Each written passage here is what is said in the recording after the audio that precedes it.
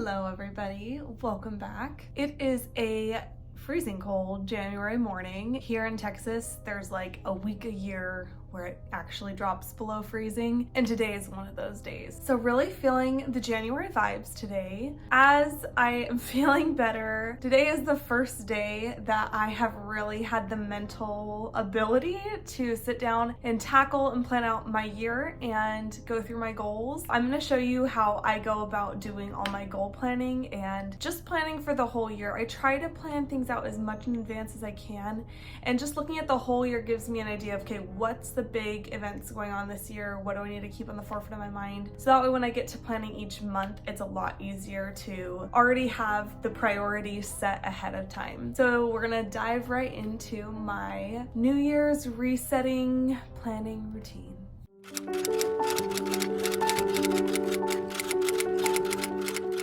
So my big focus last year was on the word capacity. I just felt like I started the year and I could only handle a couple things at a time, and I just knew that I was capable of doing more, but I just wasn't there yet. So steadily throughout all of last year, I prioritized being able to take care of myself, manage my time well, plan ahead, so that way I would be able to actually do what I wanted to do and do more than what I had been previously doing. So as I look back over this last year of 2023, I definitely feel like I was able to stretch my capacity and just grow in so many ways and feel like I was in control of my life instead of my life being in control of me. I kind of set a couple more specific goals for last year. I didn't do anything too crazy because I just wanted it to be kind of light and fluffy. This year I'll be a little bit more intentional, but one of my goals last year was to learn to like fish. And so I just never really grew up eating fish, but it's so good for you. So I tried a bunch of different things, and I can definitely say that by the end of last year,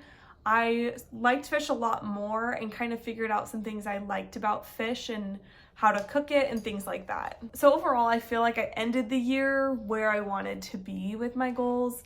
So that definitely was a great feeling and very motivating for this year. So now I'll move into my goal planning for this year. The word that really comes to mind of what I want to focus on for this year is embrace, because this year is going to have huge life changes for us. We're becoming parents, which we've never done before. So just embracing parenthood and all that comes with it, the good, the bad. We just know our life is going to completely change being parents. So that's something I just want to embrace and appreciate as much as I can, is that change.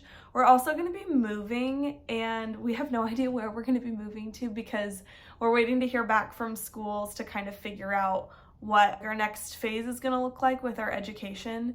So my husband and I are both planning on going back to school in the next phase of life. My husband's getting out of the Army. So we have a lot of changes coming up this year with just like huge life trajectory changes. I just want to be able to embrace it all and be grateful for the season that we've had, this kind of transitional season after we got married and while we've been in the Army, and just kind of preparing for what we've known is going to be our grind season, which is upcoming this year. And also being excited and just relishing in the new changes that are coming. Along with embrace, some of the words that have kind of come to mind are appreciate, savor, and enjoy. I just want to be able to soak up life, and with so much coming this year, I feel like there's going to be so much life to savor, appreciate, enjoy, both in like a, wow, this is the end of this phase and we're so excited to start the new phase. So I think that's kind of a good word that just kind of gives a very positive connotation for the year, and just allowing this year to be what it's going to be and making the most of all the changes that are going to be happening. So after I've kind of picked a word for the year, I have 6 areas of my life that I like to set goals in. So the first area is physical. It's going to be a very physically demanding year for my body giving birth. So I have some goals about my physical health. Spiritual health is really important to me as well. And so I have some goals in that area. I also have goals in my social life that I want to accomplish, and also my personal development. I have goals and kind of dreams, so you'll kind of see how I break that down. And then also goals in our marriage that we want to focus on to make a stronger marriage this year, and also just to give a better foundation for our marriage, because we know that everyone says, you know, becoming parents and going through the sleep deprived newborn phase can be so hard and stressful, and so we want to make sure that our marriage is as good as it can be going into that. And then my last area is in my dog training because I have a dog and he's still a puppy and he's got a lot to work on. So I have goals related to him too. And then the last like goal setting kind of prep that I like to do is make a list of projects that I just want done this year. So things that have been on my to-do list for a long time, where it's like, okay, like this little thing right here, this needs to get cleaned out this year. That is on my list of things to go through, organize, sort, because it's all of like our important papers, and I just want to make sure that everything's together, especially before we move and have the baby. I think having a list of things that you can just kind of check off throughout the year is really satisfying, and they can be little things, they can be big things, it doesn't really matter. So I just have a running list of projects I want to accomplish this year, and so that's another thing that I think is really motivating, is because you get that like check, that's done, as opposed to like sometimes the whole year goals, it's like you don't really accomplish that goal until the end of the year. And then after I've gone through my projects, I am going to go through and plan kind of our year, like write stuff down in my calendar, on my Notion, and in just like my planner of, okay, this is what's coming up this month, this is something to be aware of. So that way I am ahead and on top of just tracking things that are going to be happening in the near future. So one of the things I did was write down all my goals just in kind of a physical way. I just kind of wrote my categories, and then I just like put the little goals underneath them so that way I could kind of see it together. And then on the other side, I just started listing out projects, and I did have a note on my phone that kind of had some, and so I just compiled them all in a physical version. But now I want to take what I have on my physical paper and put it onto my Notion, so that way I have it digitally in my yearly planning for this year. So I'm going to show you how I do that on Notion.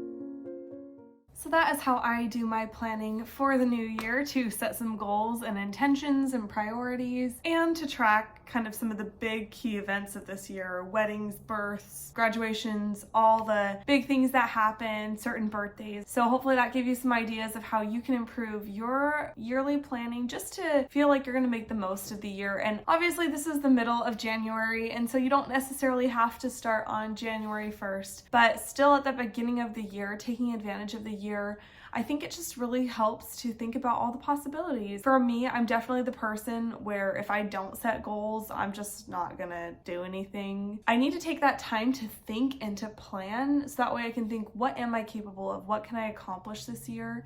And then it's really exciting because it's like, oh, having those tick boxes of like the different projects or just focuses just makes me so much more productive with my time. And I find that in doing things and accomplishing goals, I find more of myself and I develop as a person. And I think especially being out of school, it's really easy to not have things to naturally keep you progressing. So the goal setting has become even more pertinent now that I've been outside of school. So hopefully you enjoyed planning your year with me and seeing some of my goals, and hopefully you have some great goals set for the year. Best of luck to you as you seek to accomplish those. If you really enjoy planning videos or Notion, then go ahead and subscribe down below, because I do post videos like this often. And hopefully you have a productive and invigorating week where you can start to accomplish some of your goals and make some good headways in the new you for this year. Thanks so much for watching. We'll see you guys.